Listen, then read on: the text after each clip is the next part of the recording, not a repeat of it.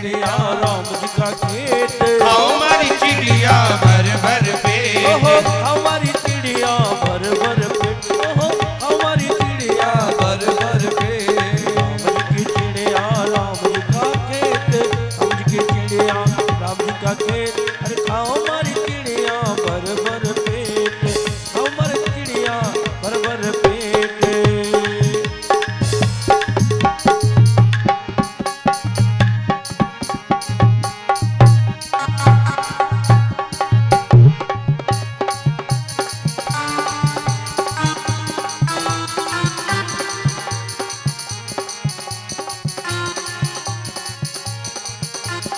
राम जी ही देने वाले राम जी हैं सेठ। राम जी देने वाले राम जी हैं सेठ। राम जी ही देने वाले राम जी हैं सेठ। राम जी देने वाले राम जी हैं सेठ। खाओ हमारी चिड़िया भर भर पेट। खाओ हमारी चिड़िया भर भर पेट। राम जी की चिड़िया राम जी का खेत। राम जी की चिड़िया राम जी का खेत। खाओ हमारी चिड़िया भर भर पेट। खाओ हमारी चिड़िया भर भर पेट।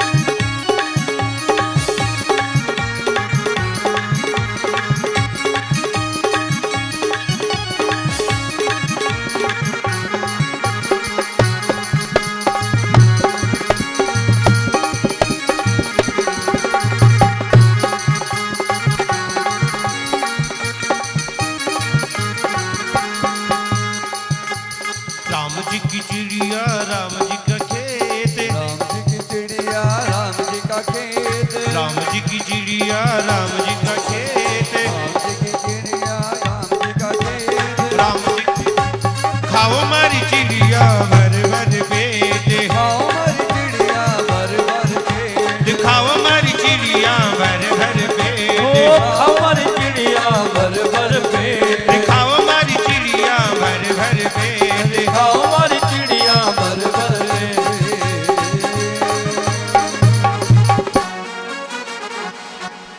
कि राम जी की चिड़िया राम जी का खेत।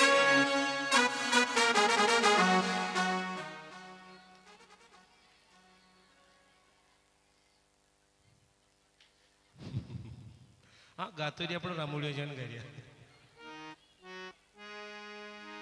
अरे भाई देखो हम सब लोग अलग अलग गांव से आए हैं। कोई सांबर से आया कोई कहां से आया फिर भी तो एक साथ गा रहे हैं। तो ये तो अपने एक गांव का ही हो तो एक लार गा लें। देखे बेवडी ने न्यारा ही गए जाते ताकि न्यारा गए यार कोई गिरा माँ का कहीं काम महाराज माने खेरे ही बोला है। अरे सभी को गाना है भाई कि राम जी की चिड़िया राम जी का खेत।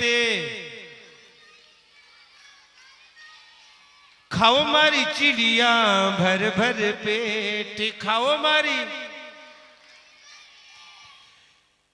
हमारी चिड़िया भर भर पेट।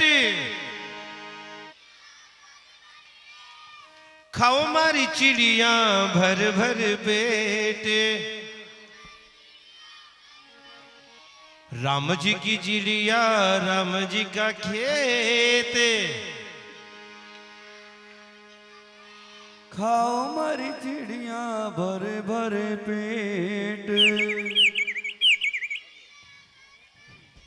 महाराज भरत जी सभी चिड़ियाओं को बुला रहे हैं। घर वालों ने जाकर देखा कहा रे मूर्ख ये क्या कर रहा। तुझे चिड़िया भगाने के लिए भेजा था कि बुलाने के लिए भेजा था। और घर वालों ने धक्के देकर निकाल दिया। चल पड़े हैं भरत जी कोई चिंता नहीं। कहते न चा गई चिंता नसी मनवा बेपरवाह। जिसको कचू न चाहिए सो ही साहन सा। और भरत जी चल पड़े इधर। महाराज एक राजा सिंधु शोभीर देश का राजा था जिसका नाम था रहुगण। ये रहुगण पालकी में बैठकर जा रहा था। 4 कहार पालकी उठाकर चल रहे थे। एक कहार बीमार पड़ गया। उसने कहा महाराज अब मैं चल नहीं सकता। कहा कि अपना ही देश है, अपना राज्य है, किसी को भी पकड़ के ले आओ।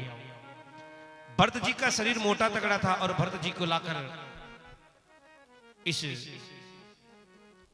पालकी में जोत दिया।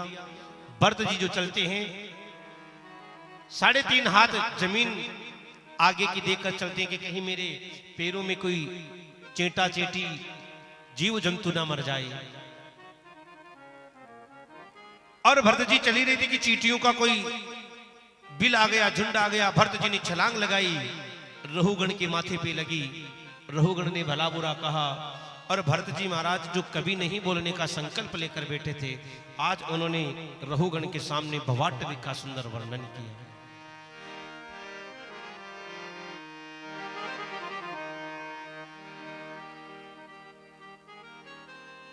भव यानी संसार, अटवी यानी जंगल। ये संसार एक जंगल है। कबीरदास जी कहते हैं ना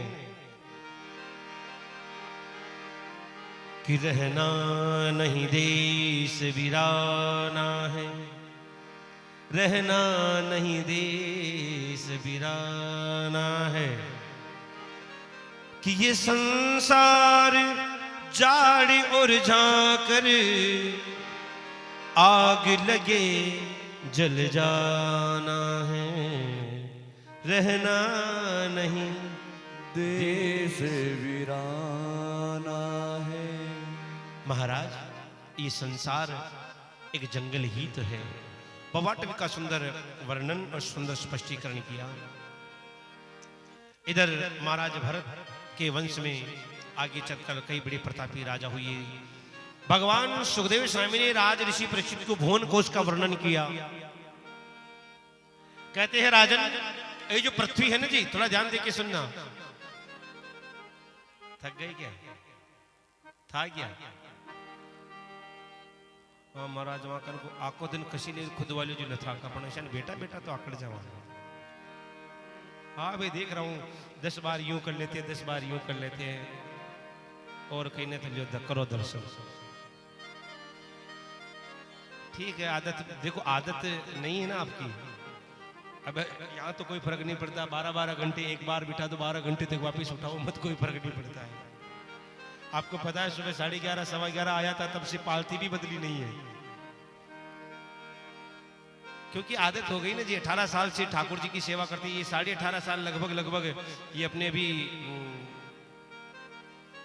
मई में पूरे 19 साल हो जाएंगे कथा करते करते। ठाकुर जी की सेवा है और भगवान ने इस योग्य समझा है, इसलिए सेवा ले रहे हैं।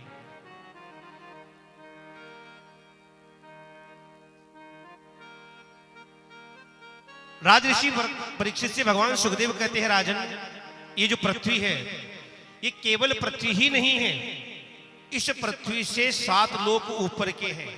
ऊपर भी अपन कहते हैं ना 14 लोक, 14 भवन पृथ्वी के, तो 7 लोक ऊपर के कौन कौन से? भू भुव मह जन तप सत्यम और वैकुंठ इत्यादि 7 लोक ऊपर है और 7 लोक ही इस पृथ्वी से नीचे है। अतल वितल तलातल महातल रसातल और पाताल, ये 7 लोक नीचे के हैं। और राजऋषि परीक्षित को भगवान सुखदेव ने सुंदर वर्णन करके भुवन कोश का वर्णन, मां गंगा के प्राकट्य की कथा, भगवान संकर्षण की स्तुति की कथा कही। इसी के उपरांत भगवान सुखदेव स्वामी ने ग्रहों की स्थिति के बारे में भी बताया।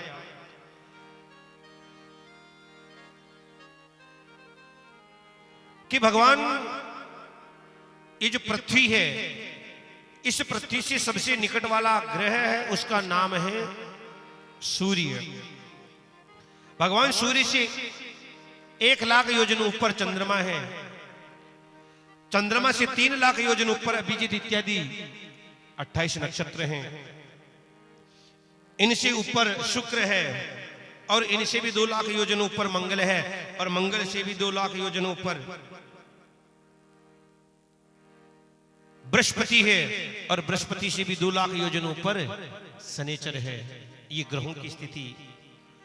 इसी के उपरांत राहु इत्यादि ग्रहों की स्थिति के बारे में भी भगवान सुखदेव ने वर्णन किया। इसी के उपरांत कहते हैं कि राजन, ये जो पृथ्वी है ना जी, पृथ्वी के दक्षिण दिशा की तरफ जो समुद्र है, समुद्र से 99 लाख योजन दूर एक भगवान सूर्य के पुत्र यमराज की नगरी है, जिसका नाम है संयमनीपुरी। क्या नाम है जी? संयमनीपुरी। उस संयमनीपुरी में महाराज कई नरक हैं, सैकड़ों नरक हैं, लेकिन 28 नरक मुख्य हैं। कौन कौन से? तो बताया कि तामिश्र, अंध तामिश्र, रोरो, महारोरो, असिपत्रवन, काल सूत्रवन, कुंभिपाक नरक, शुकर मुख, अंधकूप, कर्मी भोजन इत्यादि ये 28 नरक हैं। कौन किस नरक में जाता है? तो बताया कि जो दूसरों के धन, स्त्री और संतान का हरण करता है, उसे तामिश्र नाम के नरक में पड़ना पड़ता है। जो कहता है कि ये शरीर मेरा है, ये मैं हूं, उसे रोरो नाम के नरक में गिरना पड़ता है। जो व्यक्ति अपने जीव के स्वाद के कारण अपना पेट भरने के लिए दूसरे जीवों को मार देता है, उसे यमराज के दूत कुंभिपाक नरक में डालते हैं। कुंभिपाक जानते कैसा है? महाराज, बहुत बड़ी भट्टी जल रही है, उस पे बहुत बड़ा कड़ा रखा है, तेल भरा है और तेल खोल रहा है। जो व्यक्ति दूसरे जीवों को मार के खाता है, यमराज के दूत पकड़कर लेकर जाते हैं।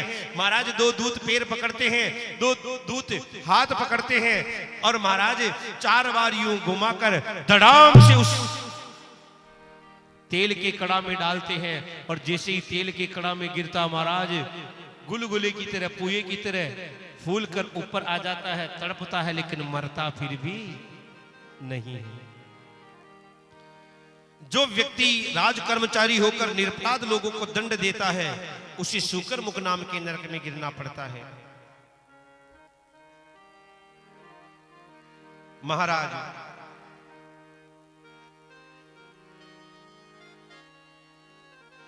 जो व्यक्ति बिना पंच यज्ञ किए खा जाता है, उसे कृमि भोजन नाम के नरक में गिरना पड़ता है। अब एक बात बताओ जी, कई नरक हैं, तो अब नरकों की कथा कहनी चाहिए कि नहीं कहनी चाहिए? खेवा हूणो देखो, माँ के गांव तो शान खेवे है, कभी जी गांव न जानो, वो गांव को गेलो ही न पहुंचनो। माँ को उठनी यान खेवे, कभी जी गांव न जावा, वो गांव को गेलो ही न पूछा। अब बताओ आप नरक में जावा की, तो फिर नरकी की कथा का होना? भाई जाना ही नहीं है। अरे भाई 7 कथाएं हमारे गांव में अब तक हो चुकी है, आगे भी कई कथाएं होगी, हम सुनेंगे।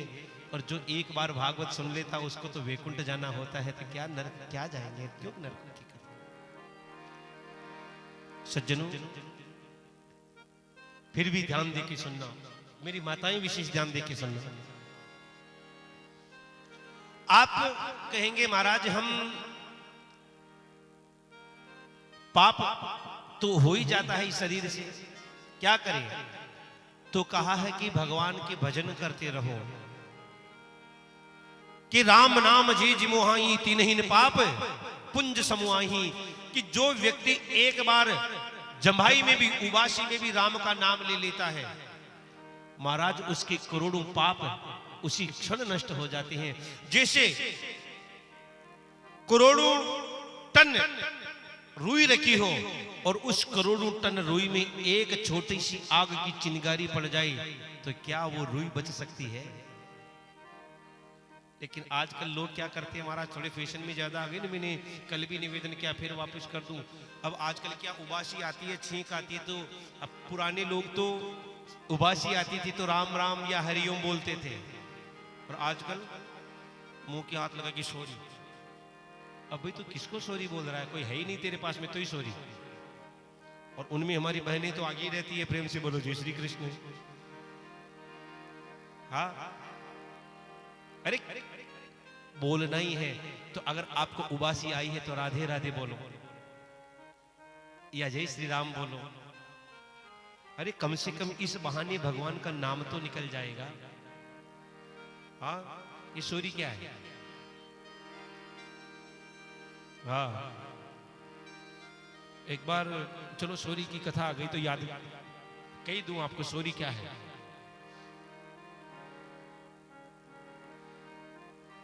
एक पंडित जी थे, बेचारी सीधी सादी हवाई चप्पल, वो अपनी नहीं आती है, वो अपने बेराठी की चप्पल, ऐसी चप्पल पहन के जा रहे थे। इधर से भाई साहब जैसा कोई सूट बूट पहन के बढ़िया जूते पहन के आया। अब सूट बूट टाई वगैरह लगाता तो फिर उसकी नजरें जमीन पे थोड़ी रहती है। तो बेचारे पंडित जी के पैर पर ऐसा पैर रखा कि 2 अंगुलियां छिल गई और खून निकल गया। पंडित जी ने कहा भाई साहब देखिए तो चलो ना। उसने कहा सॉरी। उसने कहा भाई साहब मेरे खून निकल गया, आप कह रहे सॉरी। हाँ बोल दिया ना सॉरी। पंडित जी ने कहा ठीक है भाई, अब सॉरी से काम चलता तो अपन भी चला लेंगे। प्राय पंडित जी वो पान खाते नहीं थे। उस व्यक्ति ने क्या किया, बढ़िया कोट पहन रखा था, अंदर सफेद शर्ट पहन रखा था। पंडित जी के भी पान खाते नहीं, लेकिन पास में ही पान की दुकान थी, बढ़िया डबल पान मुंह में दबाया और बहुत सारा पीप भर के खड़े हो गए।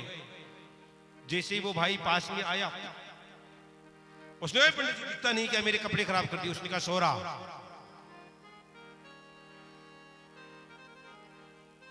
उसने कहा ये क्या। पंडित जी ने कहा ये सोरी तो ये सोरा।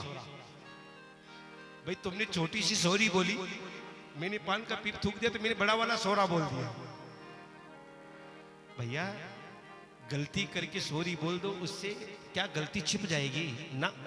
बात कहां से कहां पहुंच गई। मैं तो ये निवेदन कर रहा था, आज के बाद में कोशिश करना कि जब भी जबाई आए, जब भी छींक आए तो क्या बोलेंगे, जय श्री राम या राधे राधे। कौन कौन बोलेगा देख बताना पक्का। अरे वाह, पाचे तो कम ही नहीं रे।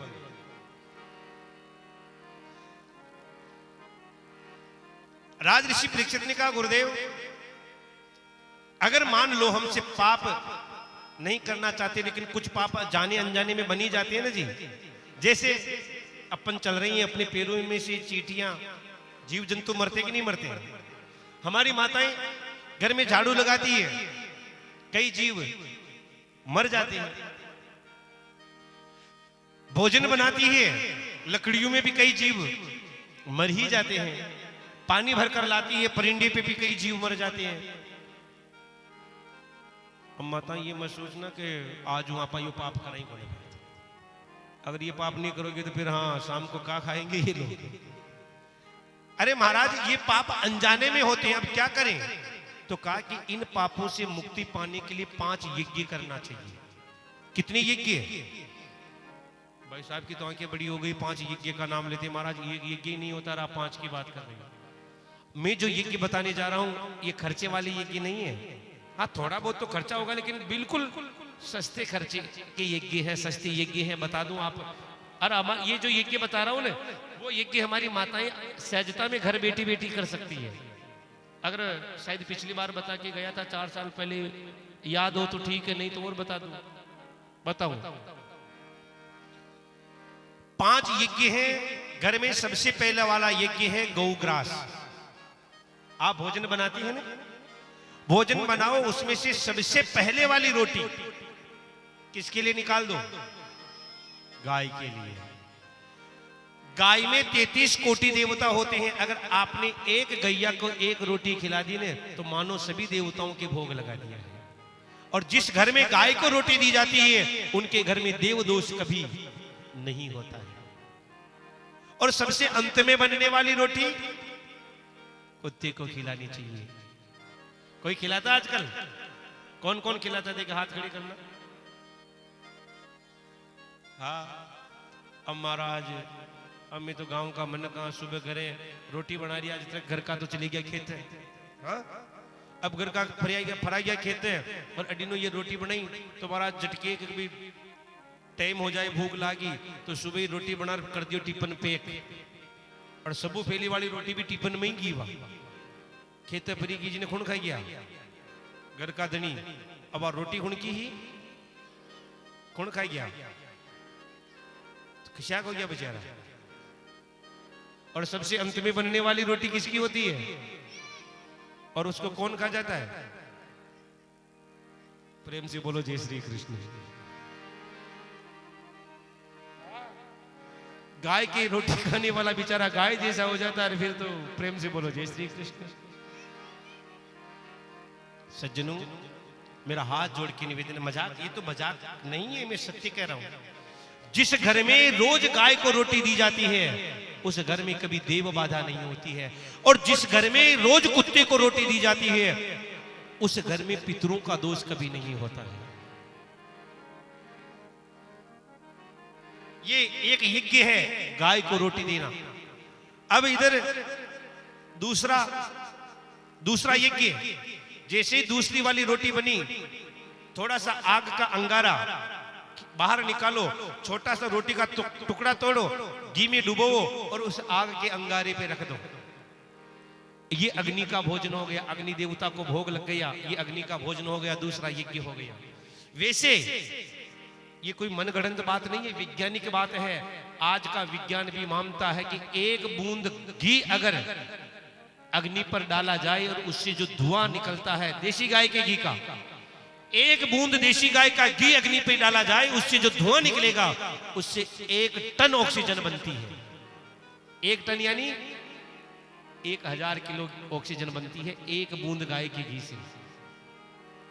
अभी आपने कोरोना के समय देखा होगा महाराज, जगह जगह कोटा के मेडिकल कॉलेज तक में गाय के गोबर के कंडे पर गाय के घी और गूगल की धूप लगाई जाती थी। जो कोरोना वार्ड था ना, उस वार्ड में, क्योंकि उनको पता था कि इनसे कीटाणु मरते हैं। हमारे बुजुर्गों ने कितने कितने सुंदर नियम बना गए थे। अरे भाई रोज नहीं करेगा तो कम से कम 1100 रमाउस तो पितरों के नाम की धूप लगाएगा। लेकिन अपन ज्यादा समझदार हो गए ना, वे तो यानी के वहां। और ध्यान देकर सुनिएगा, कोरोना की जितनी, कोरोना के समय, कोविड के समय जितनी त्रासदी आई थी, शहरों में ज्यादा त्रासदी थी, गांवों में इतना नुकसान नहीं हुआ। क्यों? क्योंकि गांव के लोग सदा गाय के गोबर के कंडे पर गाय के घी से घी धूप लगाते रहते हैं। यहाँ का वातावरण शुद्ध रहा था। सज्जनों, ये दूसरा यज्ञ हो गया। तीसरा यज्ञ, जब भी समय मिले मेरी माताओं को तो क्या करना, 1 चम्मच घी लेकर कढ़ाई में डालना, 1 पाव आटा लेना और उसको थोड़ा सेक कर उसमें थोड़ी चीनी मिला के ठंडा करके डिब्बे में पैक कर दो। जब भी खेत पर जाने का मन मिले वहां चींटियां जहां दिखे वहां डाल दो। ये चींटियों का भोजन हो गया। हाँ? तीसरा यज्ञ, आपको जब भी, मतलब आपको भगवान ने जितना सामर्थ्य दिया, 1 मुट्ठी 2 मुट्ठी अनाज लीजिए और जाकर जहां पक्षी आते हो, खेत अपने घर की छत पर आते हो तो ठीक है, या कहीं भी आते हो वहां जाकर 1 मुट्ठी 2 मुट्ठी जितना आपका सामर्थ्य है अनाज पक्षियों को डाल दो।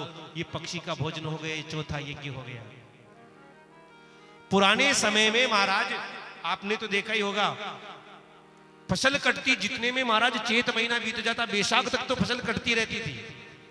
फिर वो अपने खलियान में जना पर खड़ा खेवा, बेलों के पैरों से उसे कुचलवाया जाता, फिर उसको साफ किया जाता। घर तक आते आते तो जेठ महीना पूरा हो जाता था। हाँ? कितना ही अन्न खेत में गिर जाता, कितना ही अन्न खलियान में गिर जाता, पक्षी उसे खा लेते थे।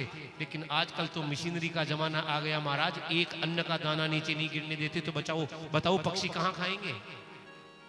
अरे उनकी व्यवस्था भी तो अपने को ही करनी है। कितने यज्ञ हो गए? कौन कौन से? पहला यज्ञ कौन सा? गौ ग्रास, गाय को रोटी। दूसरा यज्ञ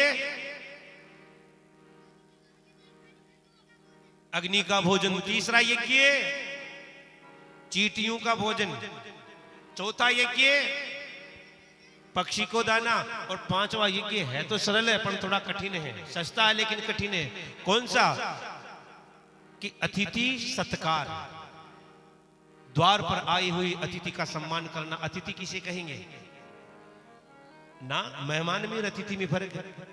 मेहमान तो बता के आएगा मैं फला दिन आ रहा हूं, आपकी बेटी का ससुर आया है, आपके बेटे का ससुर आया, वो मेहमान है, उसकी सेवा नहीं करोगे, उसको चाय नहीं पिलाओगे तो वहां जाकर महाराज गालियां निकालेगा। अतिथि कहते हैं जिसके आने की तिथि फिक्स है, न जाने की तिथि फिक्स है। मतलब घर के द्वार पर जो मांगने वाला आता है ना, वो अतिथि होता है। मेरी माताओं से हाथ जोड़ के निवेदन है, अगर घर के द्वार पर कोई मांगने वाला आए तो 1 बूंद, आपके पास 1 मुट्ठी अनाज है तो 1 मुट्ठी अनाज रख दो। नहीं है ना, 1 गिलास पानी पिला दो। वो भी नहीं है तो 2 मीठी बोल बोल कर भेज दो, भैया आज कुछ नहीं है, कल आना, कल दूंगी। लेकिन क्या करती अपने इधर? हाँ, कमार मिल गई तो कोई दिन अड्डा वजो कुमार थारा बात ही कमाता रे वाले नहीं मैं था कट ने केव मैं था की थोड़ी गिरी मैं तो मांगा गांव की गिरी मांगा मैं शान के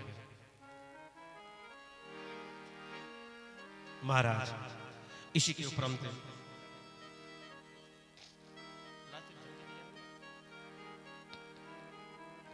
राज ऋषि परीक्षित ने कहा गुरुदेव कोई पाप बड़ा हो जाए गलती से पाप हो गया लेकिन क्या करें तो बताया है कि कर्मणो कर्म निरहारो न यन्त्य ईशते कि राजन कोई पाप बन भी गया तो उस पाप को कर्म के अनुसार ही निराहार किया जा सकता है परिहार किया जा सकता है कैसे तो बताया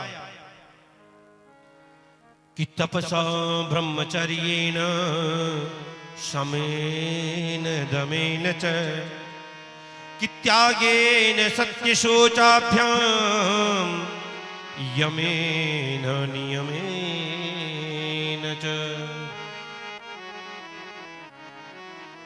भगवान सुखदेव कहते हैं राजन जो व्यक्ति से गलती से कोई पाप हो गया है तो कोई तपस्या से कोई ब्रह्मचर्य से कोई सम कोई दम से पाप का प्रायश्चित कर सकता है लेकिन सच्चा प्रायश्चित तब माना जाए कि जिंदगी में वो पाप नहीं किया। अरे आज पाप किया प्रायश्चित किया और कल फिर पाप कर लिया फिर प्रायश्चित कैसे होगा। और एक बड़ी सुंदर कथा बताई जिसे अजामिल की उपाख्यान कहते हैं कि महाराज कहते हैं कि एक ब्राह्मण था कन्याकुब्ज में कन्याकुब्ज गोत्र की कन्नौज का ब्राह्मण जिसका नाम था अजामिल है। क्या नाम था? सुंदर पत्नी थी, ब्राह्मण था, पत्नी सुंदर थी लेकिन पत्नी को त्याग दिया और एक वेश्या को घर ले आया। 9 पुत्र हो गए, 10वां बालक गर्भ में था। संत पधारे थे और संतों ने कह दिया इसका नाम नारायण रख देना और संतों के कहने से उस बालक का नाम नारायण रख दिया। और वो अजामिल का अंत समय आया और उसका मन नारायण में ज्यादा था इसलिए उसने नारायण नारायण चिल्लाया और नारायण नारायण चिल्लाने से भगवान के पार्षद आ गए और यमराज के दूतों को कूट पीट के भगा दिया और वैकुंठ को लेकर चले गए। क्यों जी? आप कहोगे महाराज जिसने पूरे जीवन भर पाप किया भगवान का नाम नहीं लिया और मरते समय भगवान का नाम लेने से उसका मोक्ष हो जाएगा क्या? क्यों जी? हो सकता है। हाँ। जैसे कोई बालक पूरे साल पढ़ाई ना करे, किसी बालक ने पूरे साल पढ़ाई ना करे और परीक्षा के समय अपने से आगे वाले किसी होशियार बालक की कॉपी देखकर हाँ ठीक है उन्हें टीप ले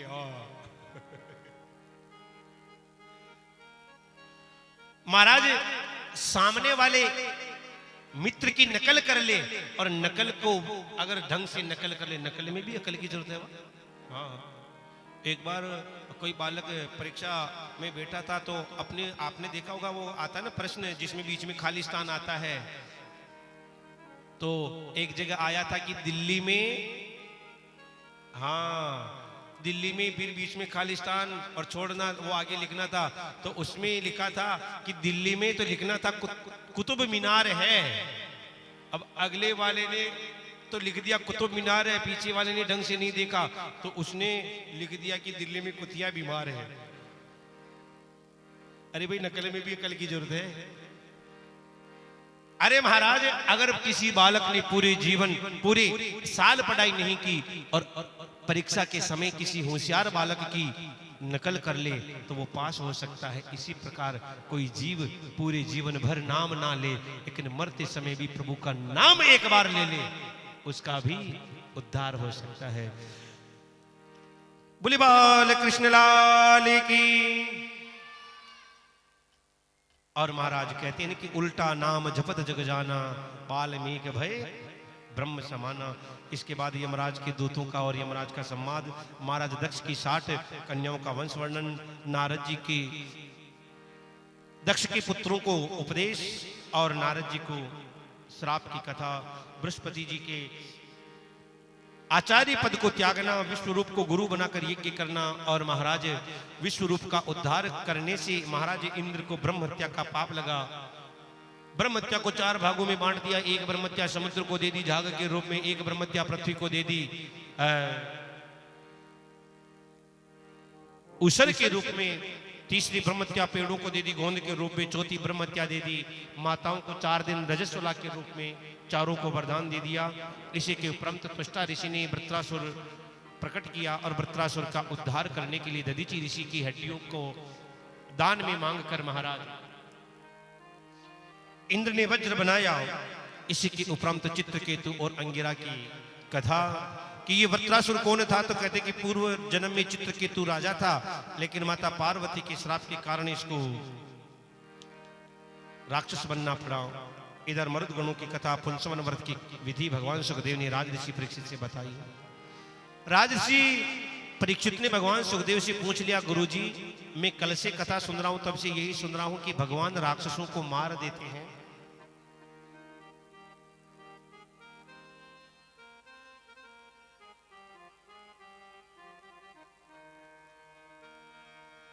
सज्जनों आप बड़े समझदार हैं। एर दादा खेत जार गजरे राम जी की चिड़िया ने बता दियो में तो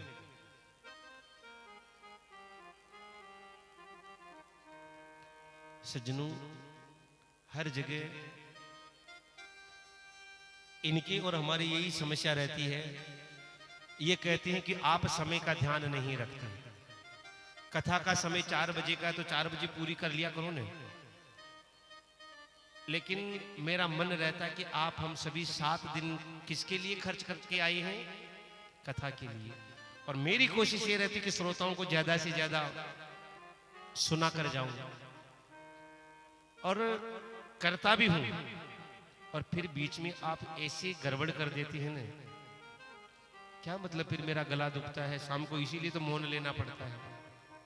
हाँ महाराज, आप लोगों की सुविधा के लिए कोई जरूरी काम भी होता है तो फिर शाम को नहीं बोल पाता हूँ, बोल नहीं सकता, गर्म पानी पीना पड़ता है, बिना चुपड़ी रोटी खानी पड़ती है, क्या क्या ध्यान रखना पड़ता है इसका। क्यों? क्योंकि ये खराब हो गए तो फिर कल से मामला ही बिगड़ जाएगा। अब ये सारा ध्यान मैं ही रखूं, क्या आपकी कोई जिम्मेदारी नहीं है ना? सज्जनों आपको कोई कथा समझ में ना आई, मेरी तरफ से पूरी छूट है। जिनको जो कथा समझ में नहीं आ रही हो, खड़े होकर कह दिया करो महाराज ये समझ में नहीं आ रहा, अब आगे की बात करो आप। हाँ कोई बात नहीं, अपने पास दूसरा मसाला भी है। आप चाहो ना तो 7 दिन हंसा के काम निकाल सकते, लेकिन क्यों हंसाना? मैंने पहले भी कहा था कि आपने सीढ़ी ऊपर की पार कर ली है, आपकी क्लास बदल गई है। अरे जिस गांव में पहली कथा हो रही हो ना, तो वहां लोगों को थोड़ा मनोरंजन करके थोड़ा नचा कर काम चलवा दे, लेकिन यहाँ 7 कथाएं हो रही है, 7वीं कथा चल रही है। अगर यहां भी आप लोगों को नाचना ही चाहिए, हंसी मजाक ही चाहिए, तो फिर खेल वालों में हमारे में अंतर क्या रह जाएगा? प्रेम से बोलो जय श्री कृष्ण। बुरा मत मानना मेरी बात का, और बुरा मानो तो भी 2 तारीख को 6 बजे बाद मानना। फिर आगे की आगे देखेंगे, पहले वैसे ही 4 साल में नंबर आया। हाँ फिर जब आएगा तो देखा जाएगा। प्रेम से बोलो जय श्री कृष्ण। सज्जनों राजऋषि परीक्षित ने पूछा कि भगवान राक्षसों को ही क्यों मारते हैं? मैं कल से सुन रहा हूं कि राक्षसों को मार देते हैं, देवताओं को बचा लेते हैं। भगवान कहते भैया, भगवान सुखदेव कहते राजऋषि परीक्षित से कि परीक्षित, भगवान न राक्षसों को मारते हैं न देवताओं को बचाते हैं, भगवान तो केवल अपनों को बचाते हैं।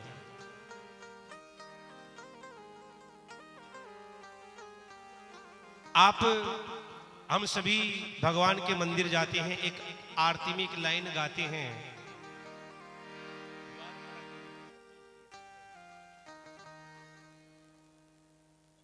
आप हम सभी आरती में गाते हैं एक लाइन की, द्वार खड़ा तेरे। कुछ लोग कहते हैं द्वार पड़ा तेरे। खड़ा रहना ठीक है कि पड़ा रहना ठीक है? खड़ा रहना ठीक है।